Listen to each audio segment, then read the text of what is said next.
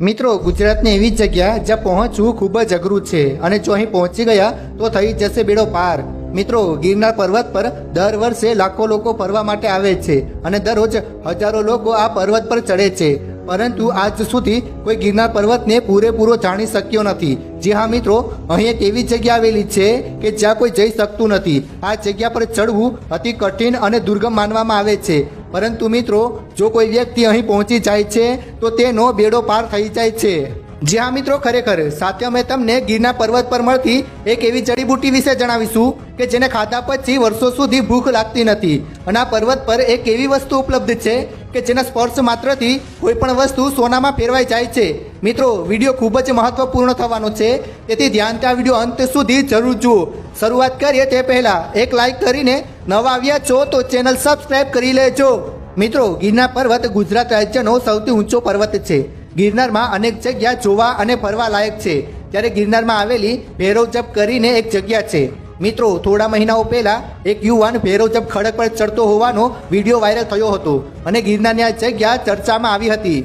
મિત્રો, ગિરનારમાં સેવાદાસજીની જગ્યા પાછળ પશ્ચિમ દિશામાં નીચેની ખીણ તરફ ઝૂકતો ભૈરવજપનો ખડક છે, તેના ઉપર ભૈરવ દાદાનું સ્થાપન છે। આ વિકરાળ ખડક ભૈરવજપ નામથી જાણીતો છે। પહેલા એવી માન્યતા હતી કે અહીંથી પડતું મૂકી કોઈ વ્યક્તિ મૃત્યુને ભેટે તો બીજા ભાવમાં રાજપતિ બને છે। આવી માન્યતાના કારણે આત્મહત્યાના બનાવો ખૂબ જ વધ્યા હતા। બાદ જુનાગઢ રાજ્યએ વર્ષ 1872માં અહીં કોઈ જાય નહીં તેવો પ્રબંધ કર્યો હતો, તેમજ વિક્રમ સંવત 1928માં રાજ્ય દ્વારા જાહેરાત કરવામાં આવી હતી કે આ માન્યતા ખોટી છે। મિત્રો, કહેવાય છે કે ગરવાગઢ ગિરનારના પહાડોમાં અનેક ગુફાઓ અને ગુપ્ત સ્થાનો છે, જેના કારણે ગિરનાર ઘણા સ્થાને ખૂબ જ પોલો હોવાનું જણાય છે। આ પર્વતોમાં અનેક સંતો, મહંતો, યોગ્યોની અઘોરીઓએ વસવાટ કરી અનેક સિદ્ધિઓ પ્રાપ્ત કરી છે। મિત્રો, એકવાર એક સાધુએ ગિરનાર પર્વતના જંગલમાંથી એક વનસ્પતિની શોધ કરી હતી અને તેમાંથી રસ કાઢી અનેક તુંબડીમાં ભર્યો હતો। રાત્રે કોઈ સોનીને ત્યાં રોકાણ કરી બીજા દિવસે સવારે ઉઠીને તે પોતાના રસ્તે ચાલી નીકળ્યો હતો, પરંતુ સોનીના ઘરમાં જ્યાં જ્યાં તુંબડીમાં રહેલા રસના ટીપા પડ્યા હતા તે વસ્તુઓ સોનાની બની ગઈ હતી। આ ઘટનાનો ખ્યાલ આવતા જ સોનીએ તાત્કાલિક તે સાધુને શોધવાનો પ્રયત્ન કર્યો, પરંતુ તે સાધુનો કોઈ પત્તો લાગ્યો ન હતો। મિત્રો, કહેવાય છે કે ગિરનારમાં એક એવી વનસ્પતિ છે જેના મૂળિયાની ખીચડી બનાવીને ખાવાથી 6 માસ સુધી માણસની ભૂખ ખલાસ થઈ જાય છે, ભૂખ જ લાગતી નથી। અને અહીં એક એવી વનસ્પતિ પણ છે જેમાંથી દૂધ નીકળે છે અને તે દૂધના 3-4 ટીપા આપણા સાદા દૂધમાં નાખવામાં આવે તો 5 જ મિનિટમાં દહીં બની જાય છે।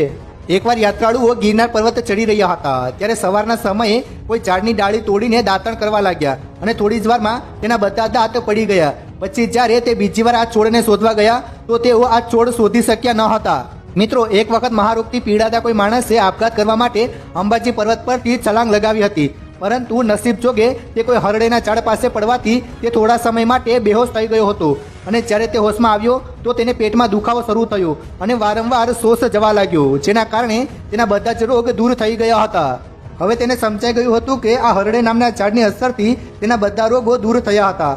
આ વાત તેણે જૂનાગઢના તે વખતના ગોરાજી લાદાજીના ગુરુને કરી, ત્યારે તેમણે પણ તે હરડે લાવીને નવાબ સાહેબની દવામાં ઉપયોગ કર્યો અને ટૂંક સમયમાં નવાબ સાહેબનો દીર્ઘકાલીન રોગ પણ ગાયબ થઈ ગયો હતો।